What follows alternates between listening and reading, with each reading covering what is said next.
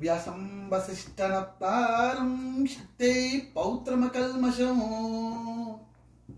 పరాశరాత్మజం వందే సుకతాతం తపోనిధిం వ్యాసాయ విష్ణురూపాయ వ్యాసరూపాయ విష్ణవే నమో వై బ్రహ్మనిధయే వసిష్ఠాయ నమో నమః. కార్తీక మాసంలో 16వ రోజుకు వచ్చేసాం. మరి మనం రేపటి నాడు విశేషంగా తెలుసుకోవాల్సిన ఒక గొప్ప కథ. మరి వశిష్ఠ మహర్షి జనక మహారాజుకి కథ వృత్తాంతం చెప్తున్నారు. పూర్వకాలంలో ఒకానొక సమయంలో మతంగ మహర్షి అనే చాలా గొప్ప మహర్షి ఉండేవాడు. ఈ మహర్షి వల్ల ఎంతో మంది శిష్యుల్ని తయారు చేసి ఆయన వల్ల చాలా చాలా గొప్ప గొప్ప విషయాలు జరిగాయి. గొప్ప గొప్ప వంశంలో వాళ్ళందరూ కూడా జన్మించారు. మరి అంత గొప్ప మహర్షి పేరే మతంగ మహర్షి. మతంగ మహర్షి ఆశ్రమంలో ఎంత బ్రహ్మము, ఎంత జ్ఞానం ఉండేదంటే ఆయన యొక్క ఆశ్రమంలో జింక ఒకవైపు నీరు తాగేది, పులి ఇంకొక వైపు ఉండేది. మనం ఎక్కడైనా పులి ఎప్పుడైనా జింకను చూస్తే వెంటనే తినడానికి వెళ్తుంది. కానీ బ్రహ్మర్షుల యొక్క ఆశ్రమంలో, గొప్ప మహర్షుల యొక్క ఆశ్రమంలో జంతువులు కూడా ఒకరంటే ఒకరికి ప్రేమతో ఉంటాయి. అసలు నిన్నటి నాడు కార్తీక పౌర్ణమి నాడు గొప్ప విశిష్టత. మరి కార్తీక దామోదర ఆరాధన చేసి చాలామంది దీపారాధన చేసుకొని ఎంతో పుణ్యాన్ని సాధించారు. మరి నిన్నటి నాడు ఒక చిన్న కథ గుర్తు చేసుకుంటే, పూర్వకాలంలో ఒకానొక సమయంలో విష్ణుమూర్తి పరమశివుడి కోసం పూజ చేస్తున్నాడు. మరి ఎన్ని పూజలు చేస్తున్నాడయ్యా శ్రీ మహావిష్ణువు? మరి శివుడు ఎవరి గురించి పూజ చేస్తాడు అంటే, శ్రీరామ రామ రామేతి రమే రామే మనోరమే సహస్రనామడతుల్యం రామనామవరాననే అని పరమశివుడు విష్ణుమూర్తి జపం చేస్తుంటాడు. మరి శ్రీ మహావిష్ణు నమశివాభ్యాం నవయవ్వనాభ్యాం పరస్పరాశ్లిష్ట వపుర్ధరాభ్యాం నగేంద్ర కన్యా వృషకేతనాభ్యాం నమో నమ శంకర పార్వతీభ్యాం అంటాడు. అలా శ్రీ మహావిష్ణు ఒక రోజట 1000 పువ్వులతో పూజ చేస్తున్నాడట. మరి పరమశివుడికి శివకేశవులకు అభేదం లేదు అని చెప్పడానికి ఇది ఒక గొప్ప లీల. అలా ఆయన 1000 కమల పువ్వులతో పూజ చేస్తున్నాడట.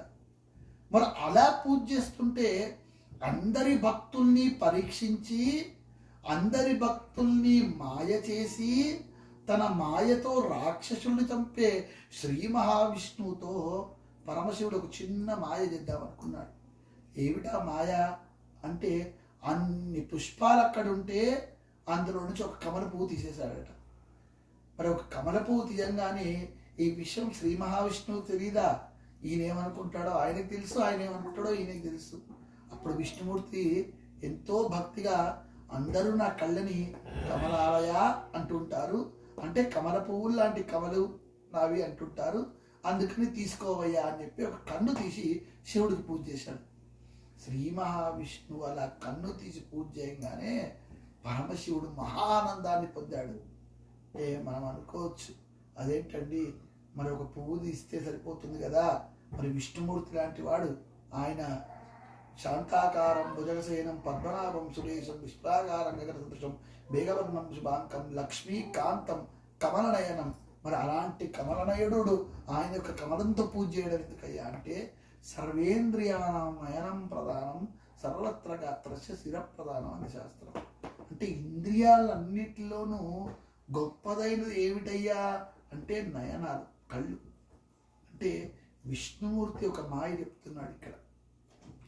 శివుణ్ణి పూజించాలి అంటే ఈ ఇంద్రియాల్ని నువ్వు శ్రమ పెట్టాలి.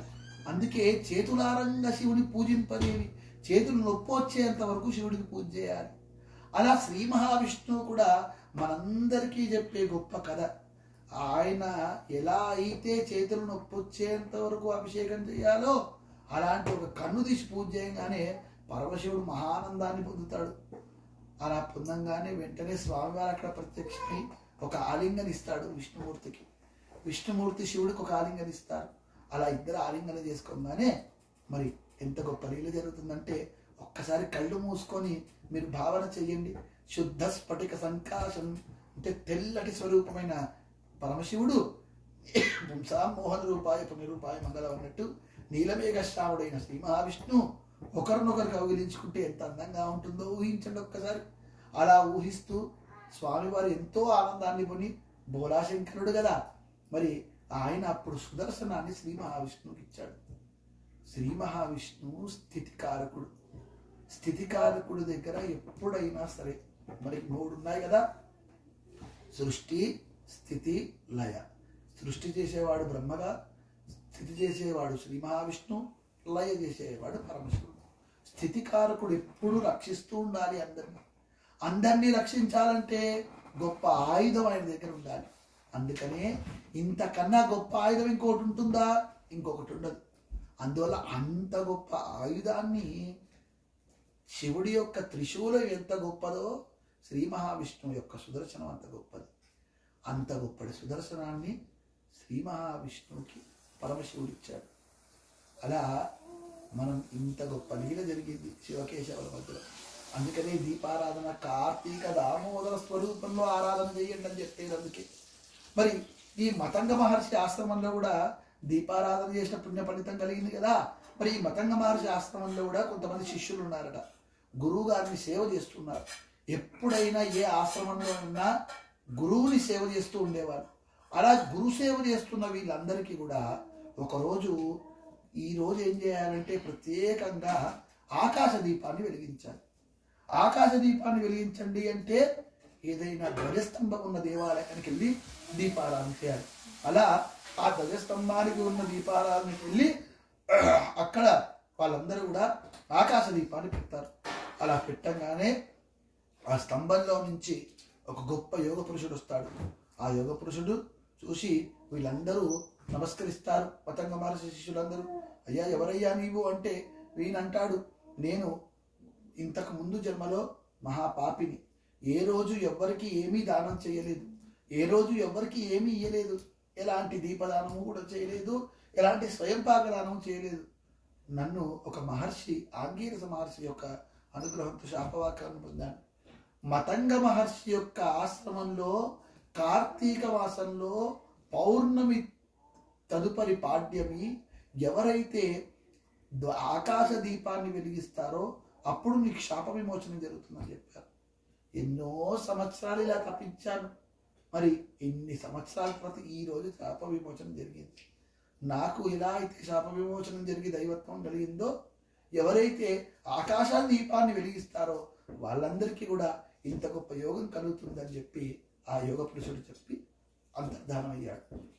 ఈ విధంగా మనం కూడా ఆకాశ దీపారాధన చేసి పరమేశ్వరుడి యొక్క కృపని పొంది వాళ్ళందరూ కూడా అంత్యకాలంలో ఎంతో గొప్ప సేవ చేసి స్వర్గాది పుణ్యలోకాలు దక్కినట్టే మనందరికీ కూడా అంత గొప్ప లోకాలు దక్కాలని పరమశివుడిని నమస్కరిద్దాం.